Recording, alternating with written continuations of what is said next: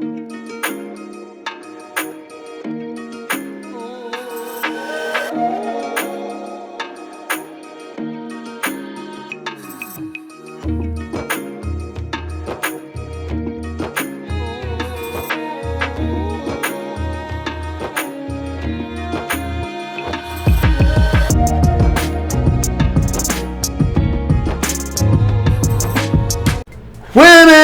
Peace and love, family. Peace and love. It's your boy Chris Enlightened coming back again with some more spiritual fiddles. And today I'm going in on cutting dead weight. Ooh, this is a good one, family. This is a good one. Cutting dead weight. Ooh. This is a good one because a lot of people don't know how imperative it is to be successful. You have to cut dead weight. You have to cut dead weight. You know, one thing that I always told myself is whenever I'm doing something, whenever I challenge myself to do something, I have to eliminate all the dead weight first. That's the first thing I do. A lot of people want to write down their steps on how they're going to do things and all this other stuff. The first thing I do is write down who I will refrain from talking to, who calls I won't answer, who emails I won't respond to, whose Facebook and Instagram posts I'm going to block. Because a lot of people's negative energy is so strong, it will attack you, whether it's direct or indirect. You know what I mean? We have all type of soulmates, family. We have all type of soulmates. Not all soulmates are good soulmates. Some soulmates you have and you do bad things together, and you're good at it. You signed a contract to come here to do bad things together and have fun. Again, I'm not saying anything is wrong with that, but what I am saying is if you want to be prosperous, you have to be with people who are visionaries, people who are go-getters, people that have drive. You know what I'm saying? A non-visionary can't share the same space with a visionary. There's going to be some conflict. And that non-visionary sharing space with the visionary is the visionary's dead weight. You have to cut it. You have to cut it out your life, family, if you want to succeed. And it's just as simple as that. You know, when I was younger in the hood, I was the first one out of all my friends to have a car. And again, I didn't buy the car. My mom let me use her car, but my mom was the only one out of all my friends who had a car. So on the weekends, what I would do, I would take all my friends out the hood. I had a job, mind you, and they didn't have any money. So I would take them out the hood and I would take them to other neighborhoods and have fun at parks and events and things like that. But what I realized, they were taking that hood mentality out in these suburban areas, terrorizing people. And again, you could look at me and look at my friends and say like, wow, what is he doing with these guys? But they were my dead weight. Now, I love them all. To this day, I love them all. But I had to cut them out of my life in order to be successful in all the things that I do. It has nothing to do with the love I had with them or for them. We grew up as babies. We had the same challenges. The only difference is I chose to read more and I chose to evolve spiritually, and they didn't. And until this day, every now and then I intermittently go back and I try to drop little nuggets of light, and whether they feast on it or not, I'm out. I drop my nuggets of light and I'm out. Hopefully they'll get it one day. And most of them have, but it's going to take them years to dissolve all their poverty consciousness. You know what I'm saying? So what I'm telling you is this, family. I don't care if it's your mother, your brother, your cousin, your sister, your friend, your boo, cousin Pete, Junebug, little Trey Sean, whatever, whoever. I don't care if you do love them and they're close to you. If they're not in alignment with your greater goals and good, you have to cut them out. You don't have to go down and tell them why you're cutting them out. All you can do is teach them to respect your light from afar. Show them all the great things you're doing. Show them your dreams of grandeur by doing your dreams of grandeur and imploring them to raise their light up to where you are. You know what I'm saying? You know, I've said this many times before, and I even put this in a couple of my books. Some people are nothing more than low vibratory algorithms sent here to make sure you don't succeed. Their job is to make sure you don't evolve spiritually. You don't grow financially. You're not happy. If someone finds pleasure in always dumping their dumpster juice on you, Even though you're not there to hold them and coddle them, they're dumping negative detritus in your consciousness, and it's going to sit there. The subconscious mind doesn't forget anything. It remembers everything. It's like the first AI. It remembers everything, and it will have an effect on you.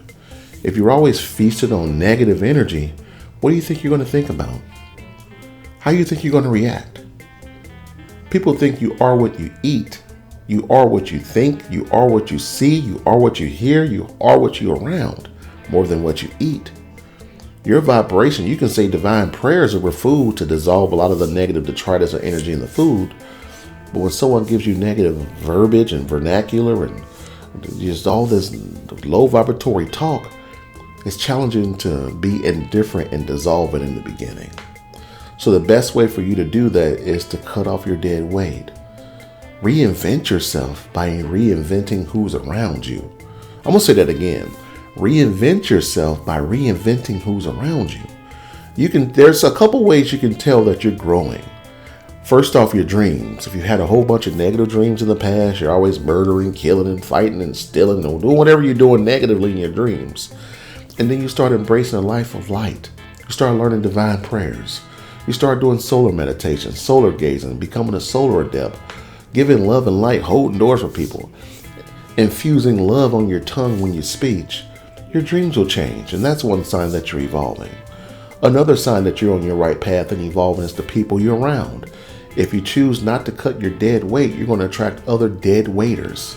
But when you cut them out, you cut that negative void out of your life, you're going to open up a void for new positive people in your life. People who aren't dead weight, people that's going to pour into you, people that have goals, visionaries, people who have, they've already accepted their financial divinity. They've claimed their divinity. They feel as if they have a high identity. You'll start attracting those type of people.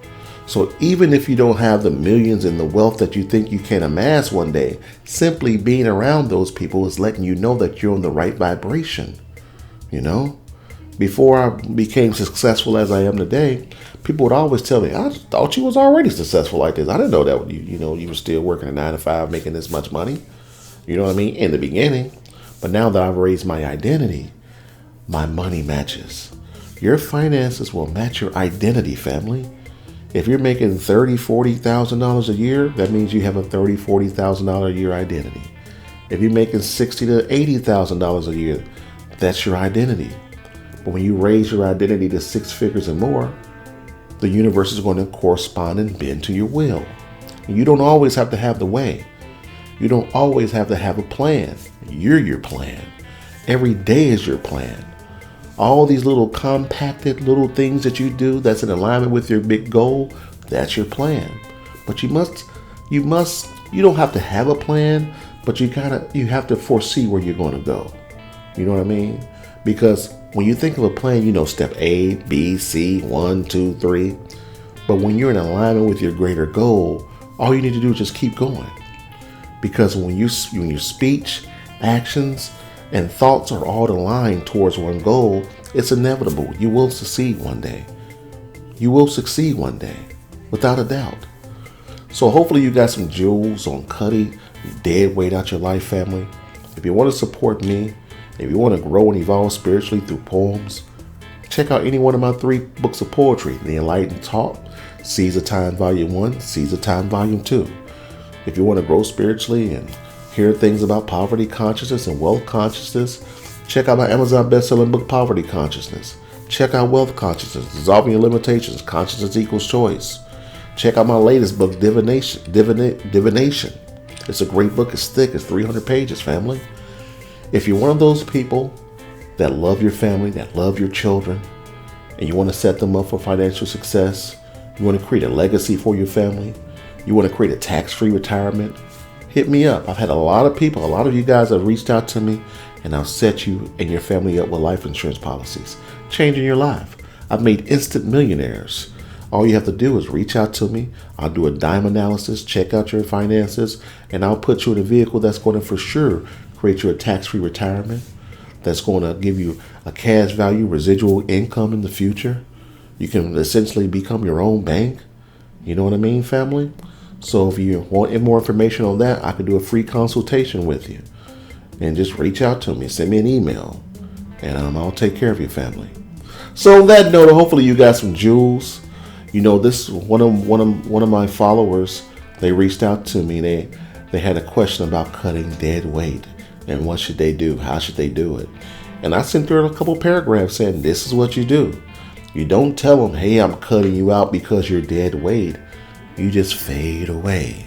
You stop answering their calls. You stop responding to their text messages. You pretty much ghost them.